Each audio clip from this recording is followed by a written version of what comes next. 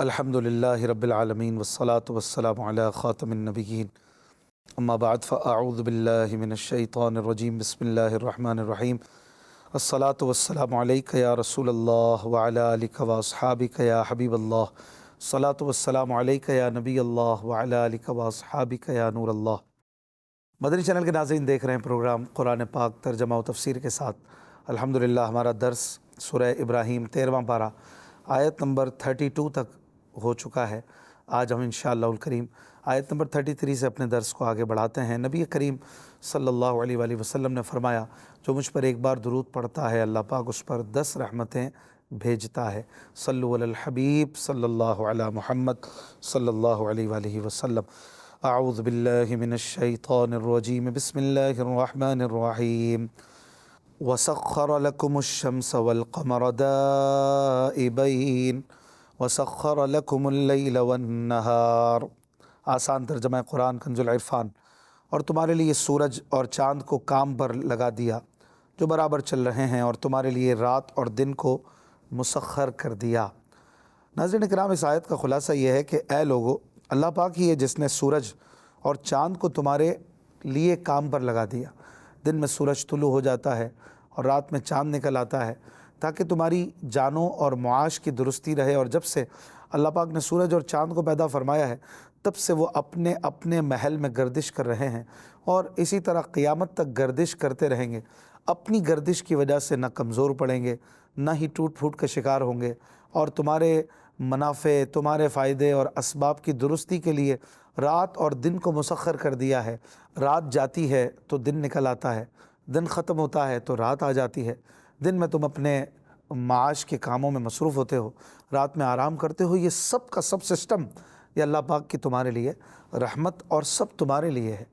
اگلی آیت میں اللہ پاک نے ارشاد فرمایا، وَآتَاكُم مِّن كُلِّ مَا سَأَلْتُمُوهُ وَإِن تَعُدُّوا نِعْمَةَ اللَّهِ لَا تُحْصُوهَا إِنَّ الْإِنسَانَ لَظَلُومٌ كَفَّارٌ۔ آسان ترجمہ قرآن کنز العرفان۔ اور اس نے تمہیں وہ بھی بہت کچھ دے دیا جو تم نے اس سے مانگا، اور اگر تم اللہ کی نعمتیں گنو تو شمار نہ کر سکو گے۔ بے شک انسان بڑا ظالم ناشکرا ہے۔ ناظرین کرام، اس سے پہلی آیات میں اللہ پاک نے اپنی ان عظیم ترین نعمتوں کا ذکر فرمایا جو اس نے اپنے بندوں پر فرمائیں، اور اس آیت میں یہ بیان فرمایا کہ اللہ پاک نے اپنے بندوں کو صرف یہی نعمتیں عطا نہیں کی بلکہ ان کی بے شمار منہ مانگی مرادیں بھی پوری فرمائی ہیں۔ مفسرین نے اس آیت کے مختلف معنی بیان فرمائے ہیں۔ ایک تو یہ کہ تم نے جو کچھ اللہ پاک سے مانگا اس میں سے کچھ اللہ پاک نے اپنی مشیت اور حکمت کے مطابق عطا فرما دیا۔ بعض مفسرین نے یہ بیان فرمایا کہ اس آیت کا مطلب یہ ہے کہ اللہ پاک نے انسان کو ہر وہ چیز عطا کر دی جس کی اسے حاجت تھی، چاہے اس نے سوال کیا ہو یا نہ کیا ہو۔ پھر بعض مفسرین کے نزدیک اس کا مطلب یہ بھی ہے کہ تمہیں ہر وہ چیز عطا کر دی جس کی تمہیں ضرورت تھی، اور تم نے اس کے لیے زبان حال سے سوال کیا تھا۔ تو وہ اللہ تبارک و تعالی نے تمہیں سب کچھ تو عطا کر دیا، پھر اب تم کیوں اس کی نافرمانی کرتے ہو؟ فرمایا، وَإِن تَعُدُّوا نِعْمَةَ اللَّهِ لَا تُحْصُوهَا۔ اگر تم اللہ کی نعمتیں گنو تو شمار نہیں کر سکو گے، گن نہیں سکو گے۔ گنتے گنتے گنتے گنتے تھک جاؤ گے، اللہ کی نعمتیں ختم نہیں ہوں گی۔ اور اللہ تبارک و تعالیٰ کی اپنے بندوں پر اتنی زیادہ نعمتیں ہیں کہ ان کی کثرت کی وجہ سے انہیں کوئی شمار نہیں کر سکتا۔ احیاء العلوم کی روشنی میں اس بات کو یہاں ایک مثال سے سمجھیے کہ ہر چیز میں اگر اللہ تبارک و تعالیٰ کی نعمتوں کو ہم شمار کرنے لگیں تو عین الیقین کے طور پر یہ بات سامنے آ جائے گی کہ ہم اللہ پاک کی نعمتوں کو گننا چاہیں تو گن نہیں سکتے۔ امام غزالی رحمۃ اللہ علیہ فرماتے ہیں، کھائی جانے والی چیزوں کی تخلیق میں اللہ پاک نے اتنے عجائبات رکھے ہیں کہ انہیں شمار ہی نہیں کیا جا سکتا۔ صرف گندم ہی کو لے لیجئے کہ جب تمہارے پاس کچھ گندم ہو اور تم اسے کھاتے رہو تو وہ گندم ختم ہو جائے گی، تم بھوکے رہ جاؤ گے۔ لہٰذا تمہیں ایسا کام کرنے کی حاجت ہے جس سے گندم کے دانے اتنے زیادہ ہو جائیں کہ تمہاری ضرورت کو کافی ہوں، اور وہ کام گندم کو کاشت کرنا ہے۔ اس کی صورت یہ ہوگی کہ تم گندم کے دانے کو ایسی زمین میں ڈالو جس میں پانی ہو، اور وہ پانی زمین سے مل کر گارا بن چکا ہو۔ پھر صرف پانی اور مٹی ہی کافی نہیں، کیونکہ اگر تم اس گندم کو ایسی زمین میں چھوڑ دو گے جو سخت اور باہم متصل ہو تو ہوا نہ پہنچنے کی وجہ سے گندم اگ اگے گی ہی نہیں۔ لہٰذا ضروری ہے کہ گندم کا دانہ ایسی زمین میں چھوڑا جائے جو نرم اور پلپلی ہو تاکہ ہوا اس میں داخل ہو سکے۔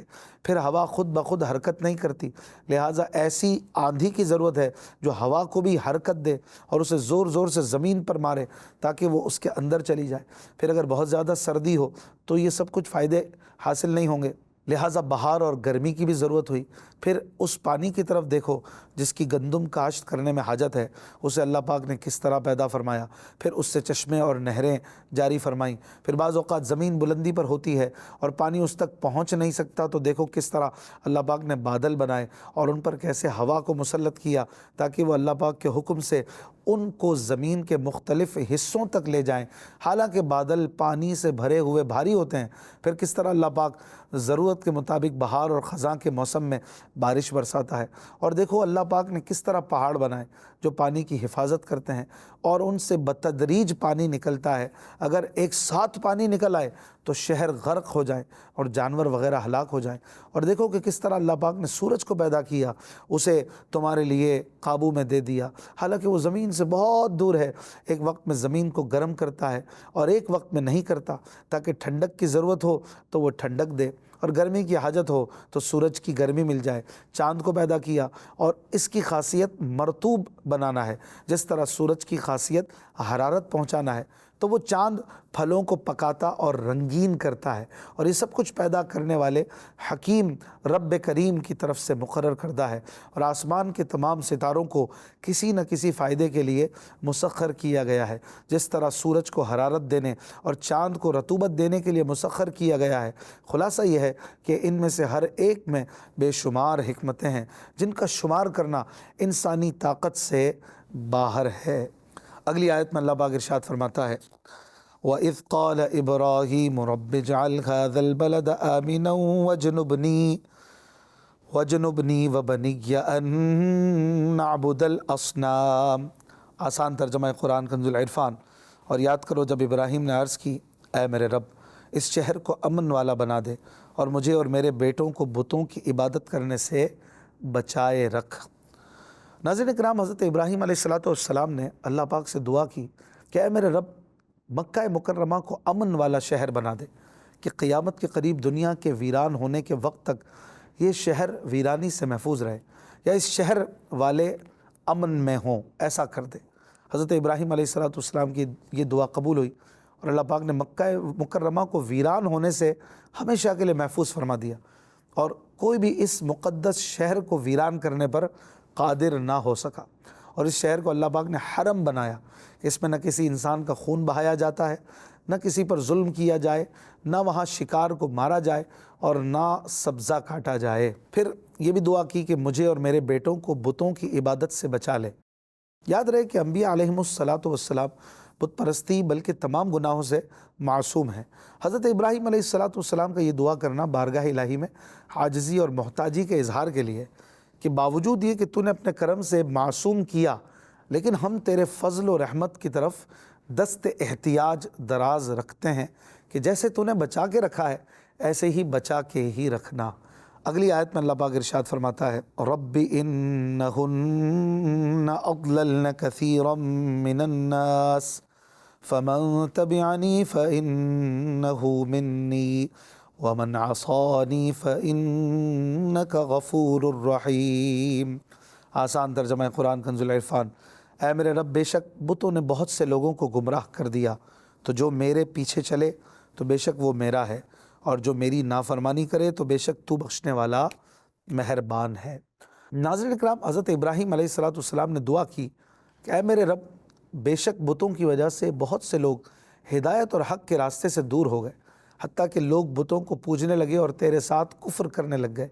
تو جو میرے طریقے پر ہو، یعنی اطاعت و فرما برداری کے طریقے پر ہو، تو بے شک وہ میری سنت پر عمل پیرا ہے، اور جو میرا نافرمان ہو تو اس کا معاملہ تیرے ہی حوالے ہے۔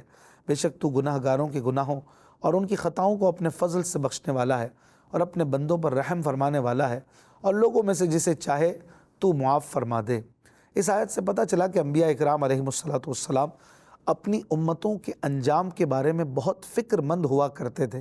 سرکار دو عالم صلی اللہ علیہ وآلہ وسلم بھی اپنی امت کی بڑی فکر کیا کرتے تھے حضرت عبداللہ بن عامر بن عاص رضی اللہ عنہما فرماتے ہیں حضور علیہ الصلاۃ والسلام نے قرآن پاک میں سے حضرت ابراہیم علی نبینا علیہ الصلاۃ والسلام کے اس قول کی تلاوت فرمائی جو ابھی ہم نے تلاوت کیا، رب انہن اضللن کثیرا من الناس فمن تبعنی فانہ منی، اے میرے رب ان بتوں نے بہت سے لوگوں کو گمراہ کر دیا ہے، جو شخص میری پیروی کرے گا وہ میرے راستے پر ہے۔ اور وہ آیت پڑھی جس میں حضرت عیسیٰ علیہ الصلاۃ والسلام کا یہ قول ہے، ان تعذبہم فانہم عبادک وان تغفر لہم فانک انت العزیز الحکیم، اے اللہ اگر تو ان کو عذاب دے تو یہ تیرے بندے ہیں، اور اگر تو ان کو بخش دے تو تو غالب حکمت والا ہے۔ پھر حضور پر نور صلی اللہ علیہ وآلہ وسلم نے دست دعا بلند کر دی اور روتے ہوئے عرض کرنے لگے، اے اللہ میری امت۔ اللہ تعالیٰ نے فرمایا، اے جبرائیل میرے حبیب کے پاس جاؤ اور ان سے پوچھو، حالانکہ اللہ پاک خوب جانتا ہے، اس کے باوجود اللہ پاک نے فرمایا پوچھو کہ ان پر یہ گریہ کیوں طاری ہے۔ نبی اکرم صلی اللہ علیہ وآلہ وسلم کی خدمت میں حضرت جبرائیل حاضر ہوئے اور حضور صلی اللہ علیہ وآلہ وسلم سے معلوم کر کے اللہ پاک کی بارگاہ میں جواب عرض کر دیا، حالانکہ یہ جواب بھی اللہ پاک خوب جانتا ہے۔ تو اللہ پاک نے حضرت جبریل علیہ السلام سے فرمایا، اے جبریل میرے حبیب کے پاس جاؤ اور ان سے کہو آپ کی امت کی بخشش کے معاملے میں ہم آپ کو راضی کر دیں گے اور آپ کو رنجیدہ نہیں کریں گے۔ سبحان اللہ، کیا بات ہے ہمارے آقا صلی اللہ علیہ وآلہ وسلم کی کہ پوری زندگی ہمیں یاد کرتے رہے، ہمارے لیے دعائیں کرتے رہے، فکر امت میں راتوں کو روتے رہے، عاصیوں کے گناہوں کو دھوتے رہے۔ اگلی آیت میں اللہ پاک ارشاد فرماتا ہے، ربنا انی اسکنت من ذریتی بواد غیر ذی زرع عند بیتک المحرم ربنا لیقیموا الصلاة فاجعل افئدة من الناس تہوی الیہم وارزقہم من الثمرات لعلہم یشکرون۔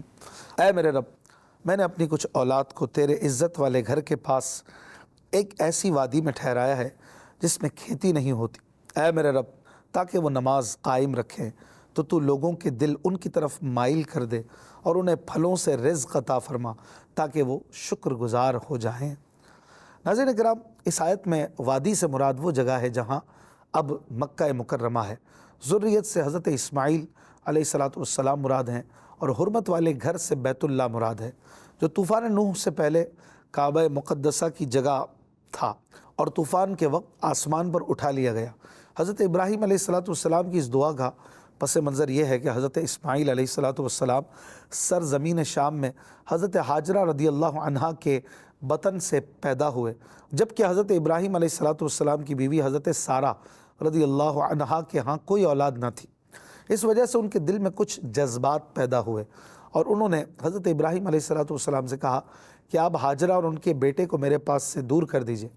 حکمت الہی نے یہ ایک سبب پیدا کیا تھا، چنانچہ وحی آئی کہ آپ علیہ السلام حضرت حاجرہ اور حضرت اسماعیل کو اس سرزمین میں لے جائیں جو وادی مکہ ہے۔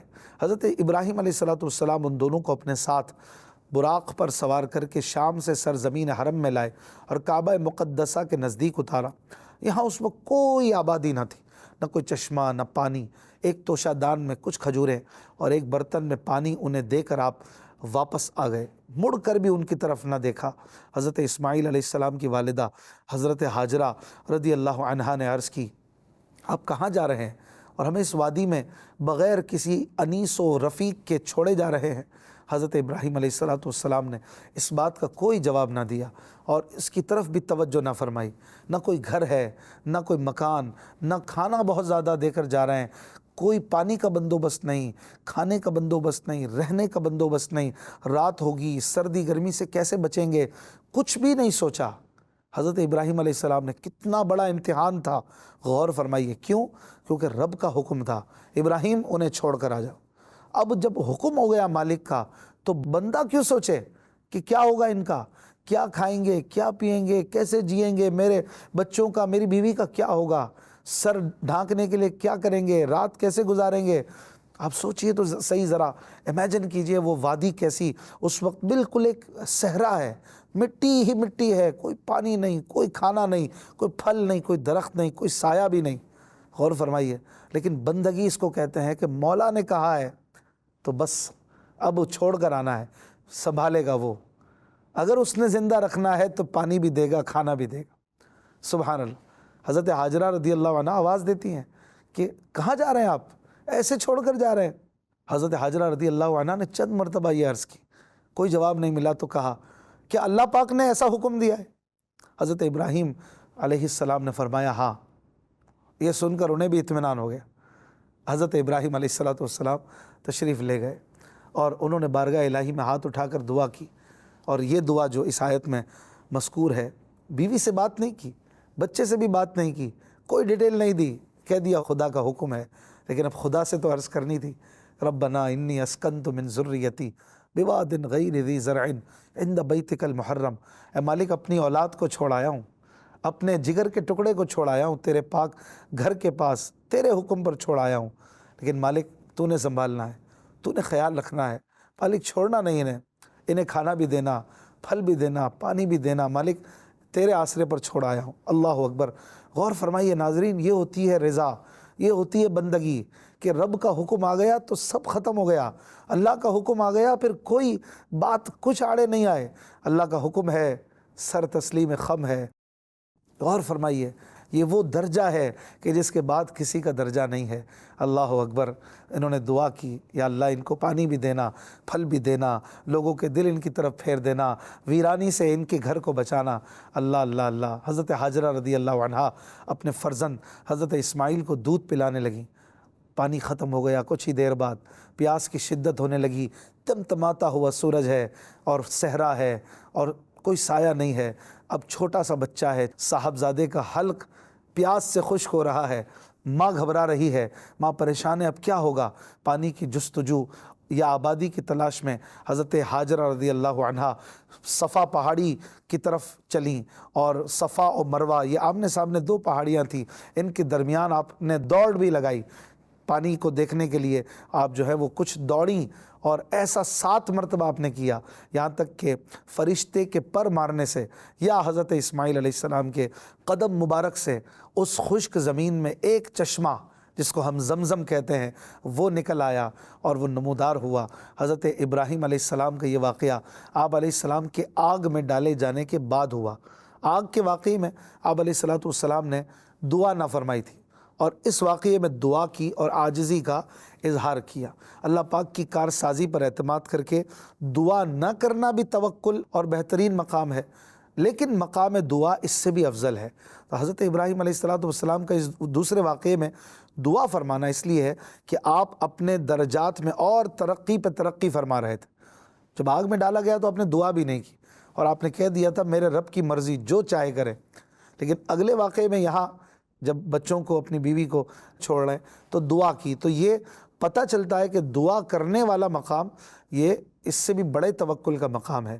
پھر حضرت ابراہیم علیہ السلام نے دعائیں کی، ربنا لیقیموا الصلاۃ فاجعل افئدۃ من الناس تہوی الیہم، یعنی اے میرے رب میں نے اپنی اولاد کو اب ناقابل زراعت وادی میں ٹھہرا دیا ہے، چھوڑ دیا ہے، تاکہ حضرت اسماعیل اور ان کی اولاد اس وادی میں تیرے ذکر اور تیری عبادت میں مشغول ہوں، تیرے بیت حرام کے پاس نماز پڑھیں۔ اے اللہ تو لوگوں کے دل ان کی طرف مائل کر دے تاکہ وہ اس وادی کے اطراف اور دیگر شہروں سے یہاں آئیں اور ان کے دل اس پاکیزہ مکان کی زیارت کے شوق میں کھینچیں۔ اس میں ایمانداروں کے لیے یہ دعا ہے کہ انہیں بیت اللہ کا حج میسر آئے، اور اپنے یہاں رہنے والی اولاد کے لیے یہ دعا ہے کہ وہ زیارت کے لیے آنے والوں سے فائدہ حاصل کرتے رہیں۔ غرض یہ دعا دینی اور دنیاوی دونوں طرح کی برکات پر مشتمل ہے۔